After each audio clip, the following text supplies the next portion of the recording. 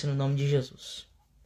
Livro de João, capítulo de número 5 e o verso de número 4. Livro de João, capítulo de número 5 e verso de número 4, que nos diz assim: porque um anjo em certo tempo descia ao tanque e agitava a água. E o primeiro que ali descia, depois do movimento da água, era curado de qualquer enfermidade que ele tivesse. Porque um anjo de tempos em tempos, ele vinha, descia, movimentava as águas. E o primeiro que ali descia era curado de qualquer enfermidade. O livro de João, ele é um dos 4 evangelhos que está registrado no Novo Testamento. Evangelhos esses que são conhecidos como os evangelhos sinóticos.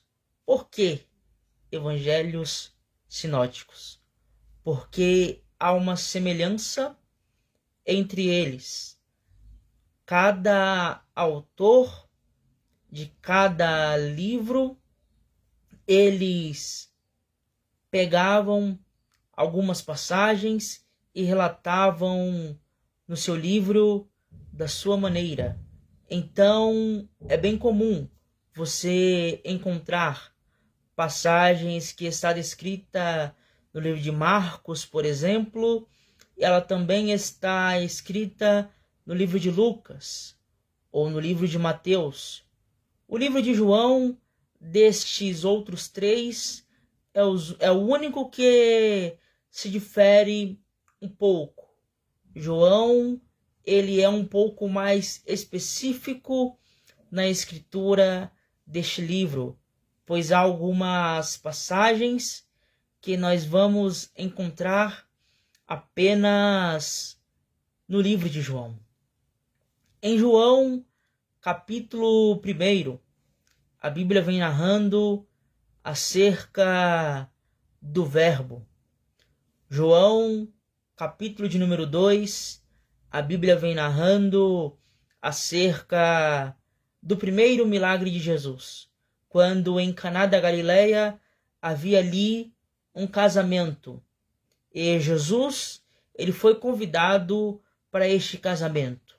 E acabando-se o vinho, ele transforma a água em vinho e dá a alegria novamente para aquela festa. João, capítulo de número 3, vem nos trazendo o encontro de Jesus com Nicodemos. João, capítulo de número 4, vem nos relatando acerca da história da mulher samaritana. Aquela mulher, ela ia constantemente pegar água no poço de Jacó. Ora, em um horário alternativo, pois bem sabemos que ela era desprezada pela sociedade. Bem sabemos que ela era excluída. Fato este que fez com que ela tivesse que pegar água em um horário alternativo das demais. E Jesus tem um encontro com aquela mulher e transforma a vida dela. E João, capítulo de número 5, que é onde hoje nós vamos embasar a nossa mensagem, relata acerca do paralítico do tanque de Betesda. A Bíblia diz que havia ali uma festa entre os judeus e Jesus, ele subiu a Jerusalém. Jesus, juntamente com os seus discípulos, ele vai subindo a Jerusalém. Ora, perto de Jerusalém havia a porta das ovelhas e ali havia um tanque chamado em hebreu Betesda, o qual tinha 5 alpendres. E eu já começo a ministração neste verso.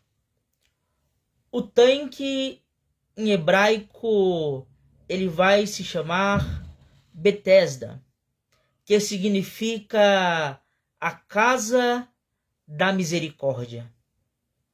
Olha que interessante. O tanque se chama a casa da misericórdia. Por isso, há ali muitos enfermos, coxos, mancos e ressecados. Mas quando nós olhamos o contexto de João, capítulo de número 5, nós vamos extrair uma importante lição para os nossos dias. Ali, o tanque se chamava Betesda, que traduzido é a casa da misericórdia. Mas o relato daquele paralítico nos mostra que, apesar do tanque se chamar casa da misericórdia, o que mais faltou ali foi misericórdia. Bora para a Bíblia? Porque quando Jesus pergunta para ele: queres ser curado? Olha a resposta dele. Estava ali um homem e o verso 7. O enfermo lhes respondeu: Senhor, não tem nenhum homem que, quando a água é agitada, me ponha no tanque, mas antes, enquanto eu vou, vem outro no meu lugar e desce antes de mim. A primeira lição que Jesus ele nos traz através desse texto é muito simples. Dói, mas cura. Dói, mas liberta. Dói, mas transforma. Dói, mas restaura. O tanque, que era chamado Casa da Misericórdia, virou casa da disputa. Eu vou passar rasteira nesse paralítico e eu vou entrar primeiro. Eu vou passar rasteira nesse cego e eu vou entrar primeiro. Eu vou passar rasteira neste manco e eu vou entrar primeiro. Eu vou passar a rasteira nesse coxo e vou entrar primeiro. A casa de misericórdia virou casa de disputa. E trazendo-os para os dias de hoje, não é muito diferente. A casa da misericórdia, igreja, hoje virou casa da disputa. Quem canta melhor? Quem prega melhor? Quem fala mais em línguas? Quem é mais cheio do poder? Quem lidera melhor? Meus irmãos, nós precisamos entender que a casa da misericórdia, ela tem que voltar a ser a casa da misericórdia e não a casa da disputa. No reino não tem quem cante mais. No reino não tem quem pregue mais. No reino não tem quem adore mais. No reino não tem quem é melhor. No reino nós somos todos iguais, com um único propósito: glorificar o nome de Jesus. Nós precisamos entender a citação dita por João Batista: importa que ele cresça e que eu desapareça. A primeira aplicação que Cristo ele quer ministrar aos nossos corações esta noite é: a casa da misericórdia precisa voltar a ter misericórdia. A casa da misericórdia precisa parar de ser casa da disputa, pois quando nós entendermos que a casa é para ter misericórdia, nós avançamos. Quando nós entendermos que a casa não é para ter disputa, nós avançamos. Quando nós entendermos que a casa não é para puxar o tapete do outro, nós avançamos. Quando nós entendermos que a casa são todos com um único propósito: louvar o nome de Jesus. Quando nós entendermos que a casa tem que ser todos com um só objetivo: chegarmos juntos ao céu. Não é sobre quem chega primeiro, mas sim quem chega junto do próximo. Porque um dos mandamentos que Cristo nos deixou: amar ao próximo como a ti mesmo. A primeira lição que o céu ele nos dá essa noite é: a casa da misericórdia precisa voltar a ter misericórdia. Glória a Deus. E o texto ele diz que de tempos em tempos um anjo vinha, movimentava as águas, e o primeiro que ali descia era curado de qualquer enfermidade. Conjecturando eu, creio que todos que estavam ali com alguma doença ficavam esperando. Até mesmo este paralítico ficava esperando o movimento das águas, para aí sim ter a oportunidade de entrar nas águas e ser curado. Mas eu encontro uma linda aplicação no decorrer deste texto. Jesus ele vai subindo a Jerusalém e ele encontra aquele coxo e ele pergunta: queres ser curado? Interessante é que a história dizia que de tempos em tempos um anjo descia, movimentava as águas, e o primeiro que ele descia era curado. Mas quando Jesus chegou na vida daquele paralítico, ele não precisou de movimento das águas, ele não precisou que o anjo vinha e descia ali, pois ele mesmo perguntou para o paralítico: queres ser curado? E aqui eu encontro uma linda aplicação.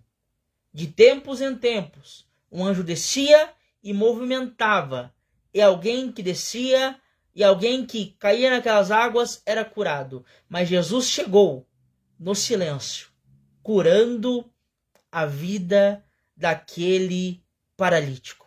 Jesus chegou em meio ao silêncio, transformando a vida daquele paralítico. Jesus chegou em meio ao silêncio, transformando a história daquele paralítico. Deixa eu aplicar isso para você dar glória a Deus e entender a mensagem que Cristo quer liberar sobre a tua vida esta noite.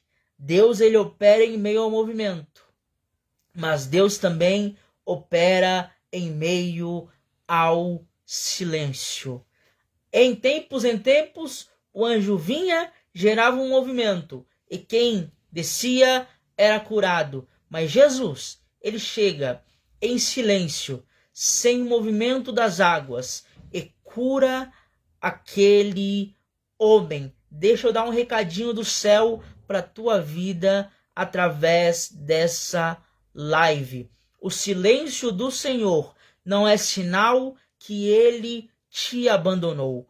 Em meio ao silêncio, Jesus ele está trabalhando em seu favor, porque ele age em meio ao movimento, mas ele também age em meio ao silêncio. O fato de tudo estar silêncio não é sinal de que Jesus ele esqueceu da tua oração. O fato das águas estarem tranquilas não quer dizer que Deus não está gerando ao seu favor um trabalhar, porque ele age em meio ao silêncio. Bora para a Bíblia? Livro de Josué, capítulo de número 6. A Bíblia nos relata acerca de quando Josué ele tem o seu primeiro desafio: ir para lutar com o exército de Jericó, as muralhas de Jericó. Ao todo, o povo de Israel ele passou por 31 reinos que eles tiveram que vencer até a terra prometida. E agora Josué ele se põe ao primeiro desafio. E Deus dá uma ordem para Josué. Josué, fale para o povo sitiar a cidade durante 7 dias. 6 dias, uma volta a cada dia. E detalhe, nesses 6 dias, quando rodearem a cidade, fiquem em silêncio. Porque é Deus mostrando que, militarizadamente falando, essa estratégia não tinha como dar certo. Mas o Deus que age em meio ao silêncio, ele é capaz de fazer algo que aos olhos humanos não tem mais jeito, se tornar jeito. Quando ele fala para o povo para rodear a cidade em silêncio, é ele, Deus mostrando que ele age em meio ao silêncio. Ele age em meio à batalha, mas ele também age em meio ao silêncio. Ele age em meio ao barulho, mas ele age também em meio à calmaria. Já me permita liberar essa palavra profética sobre a tua vida. Talvez o seu 2025 ele começou em silêncio e talvez você pense que Deus ele te esqueceu. Mas Deus ele me traz aqui essa noite para liberar esta palavra profética sobre vidas nesta live. O silêncio do Senhor não é sinal de que ele te esqueceu. Em meio ao silêncio, ele está visitando o seu parente. Em meio ao silêncio, ele está respondendo a sua petição. Em meio ao silêncio, ele está indo de encontro ao seu clamor. Em meio ao silêncio, orações são respondidas. Glória a Deus. E de tempos em tempos, um anjo vinha, descia e movimentava as águas. E o primeiro que ali descia era curado de qualquer enfermidade. E Jesus, vendo um homem que estava ali e sabendo que ele estava muito tempo deitado naquela situação, pergunta para aquele homem: queres ficar são? E o enfermo lhe respondeu: olha, não tem ninguém que quando as águas são agitadas me coloquem dentro delas, mas antes vem outro e desce em meu lugar. Aqui eu encontro algumas aplicações importantes. Primeira delas, a pergunta que Jesus ele faz: queres ficar são? Jesus essa noite ele está te fazendo esta mesma pergunta: queres ficar são? Mas Paulo, humanamente falando, essa pergunta de Jesus não faz muito sentido, porque aquele homem estava paralítico, estava enfermo. Há 38 anos ele estava naquela situação. Então, por que ainda Jesus faz essa pergunta? Muito simples, e aqui vem a aplicação através deste verso. Jesus, ele faz esta pergunta, porque Jesus, ele nunca vai curar alguém sem antes saber se verdadeiramente essa pessoa quer ser curada. Como assim, irmão Paulo? Porque curar significa renunciar. Renunciar o quê? Renunciar o cantinho do comodismo, renunciar o cantinho do conforto, renunciar o leito. A partir daquele momento, aquele homem, ele não ficaria mais deitado. A partir daquele momento, aquele homem não ficaria mais frustrado. A partir daquele momento, aquele homem não dependeria mais da misericórdia das pessoas. Ele teria a possibilidade de uma transformação de vida. E essa é a mesma pergunta que Jesus ele faz para o cego de Jericó. Livro de Marcos, capítulo de número 10. E a partir do verso 46, a Bíblia diz que havia um cego. Este cego, ele vivia pelas ruas de Jericó mendigando, a fim de receber uma esmola. Mas Jesus, ele passa, ouve o clamor daquele homem e manda que o chamem. E pergunta para ele: o que queres que eu lhe faça?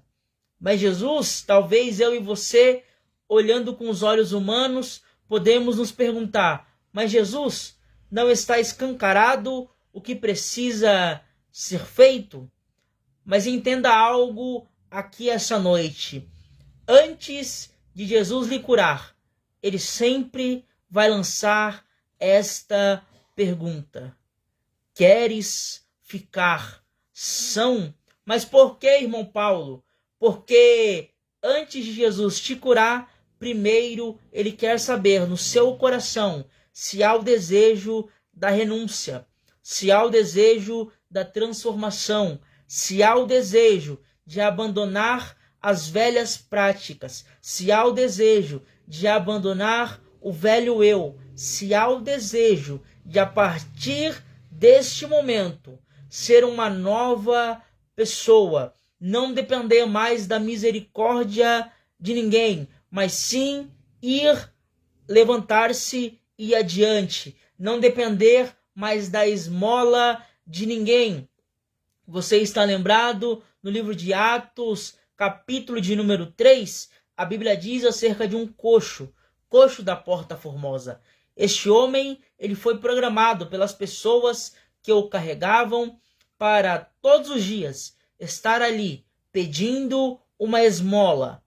Mas Pedro e João iam subindo a hora nona, a hora da oração, conjecturando seria mais ou menos nos dias de hoje, às 3 horas da tarde. Os assembleanos vão me entender, seria uma tarde da bênção. E Pedro e João, eles vão até aquele coxo e diz para ele: olhe para nós. Não temos prata e nem ouro, mas o que nós temos, isso nós lhe damos. Em nome de Jesus, levanta e anda. Peraí, o primeiro milagre que aquele coxo recebeu não foi o levanta e anda, mas foi o olha para nós. Por quê? Porque durante o seu tempo de vida, aquele coxo foi programado para olhar para baixo. Foi programado para viver pedindo esmola. Mas a partir daquele momento, antes de Jesus entrar restaurando os pés daquele homem, antes de Jesus entrar curando os pés daquele homem, primeiro ele libera um olha para nós. O que é isso, irmão Paulo? Entenda, antes de Jesus curar o seu físico, primeiro, Deus ele vai curar o seu mental. Antes de Deus liberar a cura sobre o seu corpo, antes ele vai liberar uma renovação de mente sobre a tua vida. Porque se Deus apenas curasse aquele coxo, certamente no dia seguinte ele estaria ali de volta, pedindo esmola. Mas a partir do momento que ele libera um olha para nós, aquele coxo entende na sua mente que a partir daquele dia ele não dependeria mais de esmola, mas ele teria o milagre. Porque a esmola ela é temporária, mas o milagre ele é definitivo. E Jesus pergunta para aquele homem: queres ficar são? Ele responde: mas Senhor, não tem um que quando as águas são movimentadas me coloque para baixo. Antes vem outro em meu lugar e entra primeiro. Aqui eu entendo uma importante lição e trazendo para os dias de hoje, é o que acontece muitas vezes conosco. Jesus, ele lança uma pergunta objetiva para aquele coxo: queres ficar são? E aquele coxo não dá uma resposta clara e objetiva ao Senhor, mas sim ele tenta isentá-lo de culpa. Mas Deus essa noite está falando para pessoas: eu não quero saber o motivo pelo qual você está assim. Essa noite a pergunta é muito clara e objetiva: queres ficar são? E Jesus diz para ele: levanta, toma o teu leito e anda. E logo aquele homem ficou são, tomou o seu leito e andava. E aquele dia era sábado. E Deus disse para ele: levanta, toma o teu leito e anda. Levantar-se fala de posicionamento, pois Deus, ele não faz milagre na vida de crente que está fora da posição. Nós precisamos entender que para Cristo realizar o milagre na minha e na sua vida, primeiro, nós precisamos nos posicionar. Levantar-se fala de posicionamento. Está na hora de eu e você tomarmos posicionamento de crentes e ficarmos na brecha, ficarmos na posição para Deus realizar o milagre. Levanta, toma o teu leito e anda. Peraí, Jesus, ele não é poderoso para apenas falar para aquele homem: levanta e anda. Mas por que levanta, toma o teu leito e anda? E aqui há uma chave muito linda. Levanta, toma o teu leito e anda. Tomar o leito significa tomar consigo as cicatrizes. Sabe aquelas cicatrizes que Deus ele permite você ainda ter dentro de ti, dentro de si? É muito simples e objetivo. O leito significa algumas cicatrizes que Deus ele nos permite ter, que é para não nos esquecermos da onde ele nos tirou, que é para não nos esquecermos da onde é as nossas origens, que é para não nos esquecermos das nossas raízes.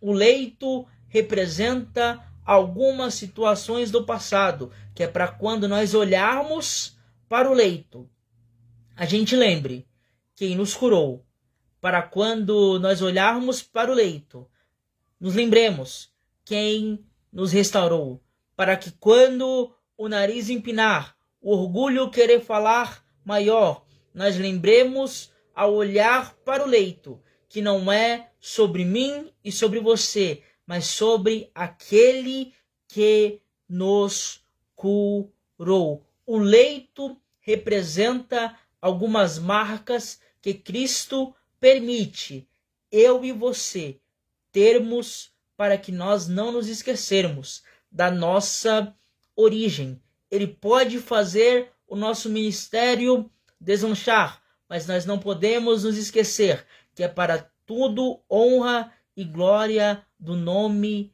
dele.